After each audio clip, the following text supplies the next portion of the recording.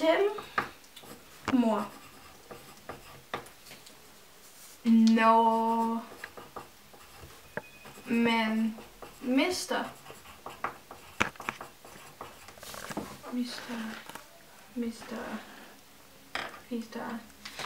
Helvede, sige noget lort.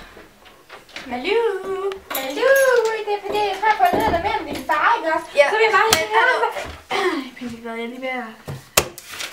hvad er det der? Lektier. Men må jeg se det? Nej, det Kan det ikke bare hjælpe dig? er hemmelige lektier. Men var der ikke hemmelige lektier for? Nej, men det kommer du ikke havde på din gamle skole. Er det også ikke også noget, man får det for i sommerferien?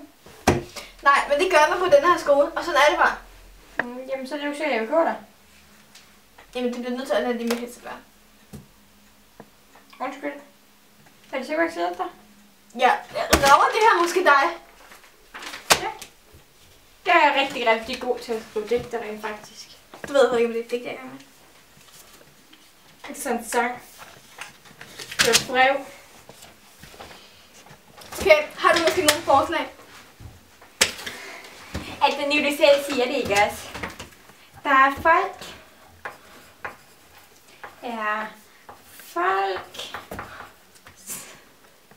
som drukner. Kan du ikke flytte din fædrøv fra mig? Jeg skriver lige der for dig. Helt i gråd.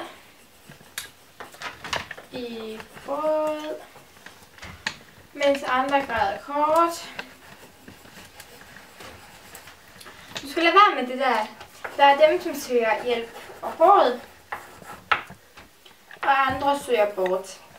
Der er dem, som går med bind og klæder sig i sort. Så er der dem, der sidenhen fortryder intet at have gjort. Fra Malu. Nå, okay. Du skal ikke blande dig, okay? Det skriver selv. Fra? Vi skal se Malu. Fra Malu. Kun skrevet af Malu. Men Malu læser også af din far, ikke også? Jeg vil ikke høre det. Det er fordi, at jeg har fået ud af din gudfar, ikke også? Den kunne vi jo tage hen til. Og hvor ved du det fra? Jamen, jeg har kunnet finde ham i en af gæstebøgerne fra din mors begravelse. Jeg gider altså ikke, du går og blader af andre folks liv. Det er et bed and breakfast. Derfor behøver du altså ikke blande dig. Og skal du forresten ikke male jeres lejlighed? I skal snart flytte ind. Og du har gjort noget med hjælper mor. Mor siger, det er godt for min hjerne at få alt det maling. Det er sgu da ikke noget, jeg får malet hjerne. Hej Malu. Hej. Hej. Hej Malu. Vi ses snart på et tidspunkt.